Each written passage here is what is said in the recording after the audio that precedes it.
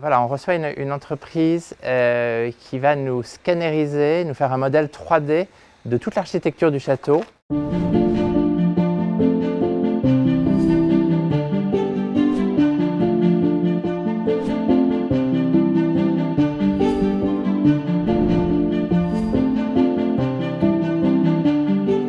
On fait des acquisitions par laser grammétrie, donc des nuages de points qu'on vient capter par des scanners 3D, et des acquisitions par photogrammétrie, donc des photographies et des films qu'on vient capter par des drones en fait, qui vont voler au-dessus des jardins et de l'édifice, notamment les toitures.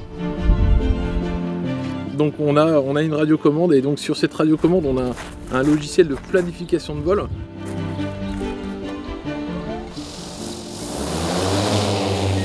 Le drone est juste à notre gauche, à 70 mètres de haut exactement.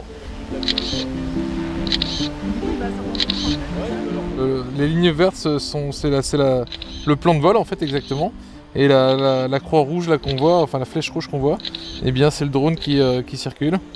Et là ça va être son point de décollage et d'atterrissage en jaune.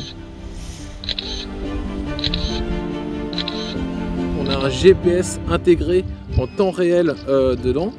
Et donc chaque photo qui sera prise sera géoréférencée. On va réussir à ressortir une orthophoto qui elle-même sera géoréférencée. Et à la base de cela, on va venir récupérer chaque pixel connu en 3 dimensions, X, Y et Z, ce qui va nous aider à faire un plan topographique. Le drone, il a un vol qui va être calibré déjà, initialement. On va le faire voler selon un plan de vol prédéterminé. Il suffira d'une journée pour lever à peu près les 10 hectares de domaine au complet. On va restaurer toutes les façades, c'est-à-dire remplacer toutes les pierres qui doivent être remplacées, refaire la toiture, réparer la charpente et puis faire de la sculpture sur les lucarnes. Vous voyez, les lucarnes sont des éléments très raffinés avec des candélabres, des volutes. Il y a beaucoup de ces éléments qu'il faut resculpter. Cette année, c'est le moment où on fait l'étude préalable, le diagnostic, et l'architecte avait besoin de relevés précis des façades pour l'aider à faire ses plans. Il y a certains éléments qu'on ne voit pas à l'œil nu en quelque sorte du sol, et ça permettra aussi, je pense, d'avoir une bonne idée de l'état sanitaire du bâtiment et de savoir exactement quelle pierre remplacer dans ce chantier ou quelle pierre conserver.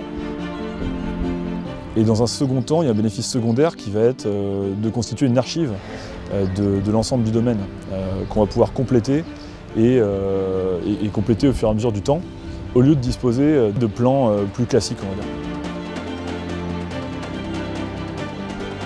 Et puis, ça me servira également à l'avenir pour répertorier tous les réseaux que je peux avoir à l'intérieur du château, les réseaux d'eau, les réseaux électriques, connaître les surfaces, savoir quel chantier je vais pouvoir mener. Ça va beaucoup aider techniquement à réaliser des travaux futurs. Et on capte toutes les données aujourd'hui, mais ils vont avoir au moins une semaine de travail ensuite pour mettre en ordre tous ces éléments afin de faire cette maquette 3D d'architecture.